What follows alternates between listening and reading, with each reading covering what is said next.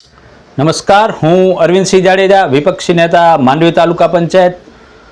ખૂબ જ દુઃખદ એવી ઘટના જે ઘટી છે દાહોદમાં કે તમે વિચાર કરો, એક શિક્ષક, એક આચાર્ય 6 વર્ષની બાળકીને પોતાની કારમાં લઈ જાય છે, એના ઉપર રેપ કરે છે અને એનો ગળો દબાવી અને એને મારી નાખવામાં આવે છે અને એને સ્કૂલમાં જ લાશ મૂકી અને પોતે હાલ્યો જાય છે. એક રાક્ષસી કૃત્ય, જે રાક્ષસો પણ જેવા કૃત્ય નહોતા કરતા એવો સાવ પાશવી કૃત્ય આપણા ગુજરાતમાં ઘટે છે, જ્યાં છેલ્લા 30 વર્ષથી ભારતીય જનતા પાર્ટીનું એકહથું શાસન છે એવા, અને જ્યાં મહિલા સુરક્ષાની ખૂબ મોટી વાતો થાય છે એવા ગુજરાતમાં, જી હા, મોદી સાહેબના ગુજરાતમાં અને અમિત શાહના ગુજરાતમાં આ ઘટના ઘટે છે અને કોઈ મીડિયામાં નથી આવતું.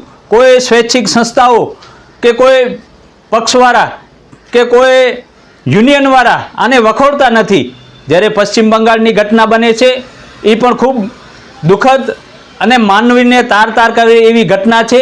એ ઘટનાને પણ અમે વખોડીએ છીએ, પણ પશ્ચિમ બંગાળની ઘટના રાત દિવસ મીડિયામાં આવે, લોકો રોડ રસ્તા ઉપર ઉતરી આવે, ન્યાયની માંગણી કરે, ત્યારે સામે બાજુ તમે વિચાર કરો, એક 6 વર્ષની બાળકીને પીખી નાખવામાં આવે છે, એના ઉપર રેપ કરવામાં આવે છે અને એની લાશને તરછોડી નાખવામાં આવે છે. અને છતાં પણ લોકલ મીડિયા હોય કે નેશનલ મીડિયા, ક્યાંય સમાચાર નથી આવતા. આપણે કઈ બાજુ જઈ રહ્યા છીએ? આપણો શિક્ષણ કઈ બાજુ જઈ રહ્યો છે? જ્યારે એક શિક્ષક આવું કૃત્ય કરે ત્યારે આપણે એમ લાગે કે હવે આપણો ભારત દેશ કઈ બાજુ જઈ રહ્યો છે, આપણી સંસ્કૃતિ કઈ બાજુ જઈ રહી છે. હું સખ્ત શબ્દોમાં આ ઘટનાને વખોડું છું. અને જેમ આપણે પશ્ચિમ બંગાળની ઘટના બની અને જો મમતા બેનર્જીના રાજીનામાની વાત થતી હોય તો આમાં ભૂપેન્દ્ર પટેલે પણ રાજીનામું આપવું જોઈએ.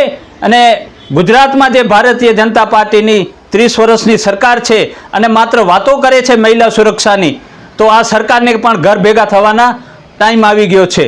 ખૂબ દુઃખદ ઘટના બની છે.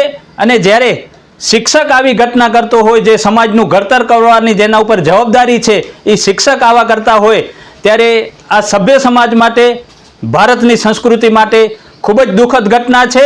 અને આવી ઘટના જે પણ પરિવાર ઉપર ઘટી છે એના પ્રત્યે અમે ખૂબ લાગણી વ્યક્ત કરીએ છીએ. અને આ શિક્ષકને ટૂંક સમયમાં જ કેસ ચલાવી અને ફાંસીના માંચડે જાહેરમાં ચડાવવામાં આવે એવી અમે માંગણી કરીએ છીએ. જય હિન્દ, જય માતાજી.